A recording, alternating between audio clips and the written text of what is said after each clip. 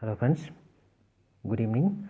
आज मैं आपके साथ शेयर करने वाला हूँ food security and global concerns पर।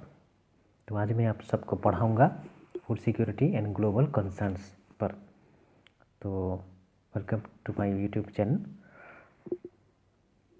That is IAS IPS exam preparation centre, study centre. So आज हम सीखेंगे food security and global concerns के बारे में। So today we are going to study about the food security and global concerns. This is the one kind of concept of studies. So this is one kind of studies which is related with the human security situation in Southeast Asia or in any other places where the human security situation become worst. So let's start the study. So here I discuss one note with all of you. So if it is possible, bring one copy, all of you take one copy and write down the notes. Try to understand and write down the notes if it is possible. So let's start the note. Brown Lester, our author of the Tough Choices 1996, has argued that just as ideological conflict was the defining issue in the previous era that has just ended, the defining issue in the emerging era will be food scarcity.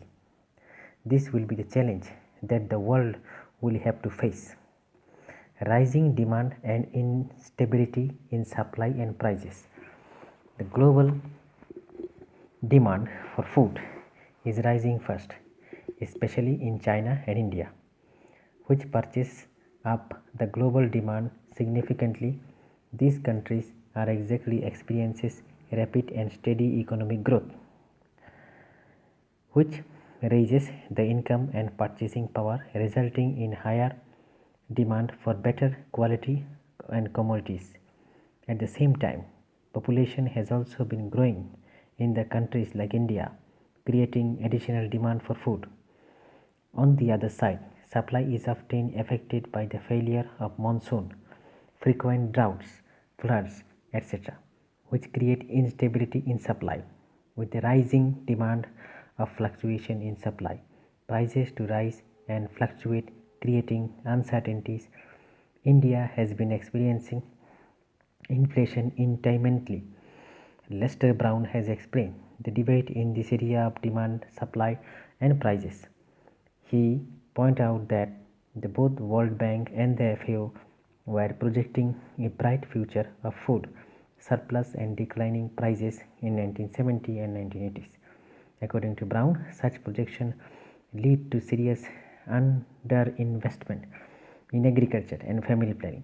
It is true that in China in 1978 there was a large increase in food production and China felt it would never have to import food grains and other than the seeds.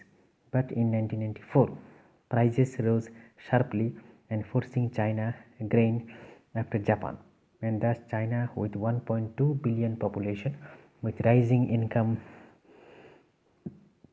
and moving up the food chain can create a massive demand for massive imports, pushing up the world food prices. Brown felt that only now we are realizing that the world is facing food shortage and rising food prices. On the ground equity at the global level, there is a welfare need to raise the consumption both in quantity and quality of food in developing countries, where at present consumption level are poor and grossly inadequate. The above tables reveals the gap in the consumption and the quality of food items between developed countries like the USA and Italy on the other hand, and developing countries like China and India on the other. Economically, apart from rising demand due to rising incomes in developing countries, there will also be rise in demand due to the process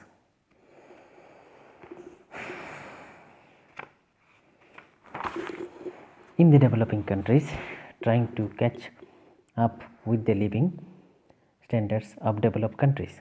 There is also need for expanding world food production, and for equitable consumption, for which global efforts are needed. As for example, while the need for raising the purchasing power of the poor is recognized, it is also necessary to recognize the help of the poor countries financially, and fortunately international measures are emerging. For examples, the World Bank created 1.2 billion rapid financing facilities and supports the global response and program to speed up the assistance and the neediest countries. Thus, it is a part of the Bank of New Deal on global food policy for short, medium, long-term responses, including for programs like safety nets, like school feeding and food for work programs. Similarly, the World Trade Organization (WTO) also provides flexibilities to developing countries, and addressing the food security include the domestic policy and initiative. Food security and environment. Food security and environment are closely related and impact each other. Food production are already affected by climatic changes. At the same time, reckless and repeated use and land in countries with larger population and rising demand like in India and China can erode the soil fertility, make the land barren. Further water consumption may create shortage and water crisis. This can be have chain reaction affecting the forest, flora and fauna. On the other side, environment may be abused by the unplanned industrialization. There may be excessive deforestation. There may be excessive addition carbon dioxide CO2 in the environment and releases the chlorofluorocarbon CFC. Temperature may rise and ozone layer may begin to deplete, and this can result in climatic change that affect the production of food grains and food products. There can also be monsoon failures at the same places, creating droughts, and excessive monsoon creating food at some places. Such climatic changes may also have seasonal changes affecting the living and balanced development with an environmentally sustainable economic satisfied the food requirements. Thank you friends. If you like my video, like it and share it. Thank you.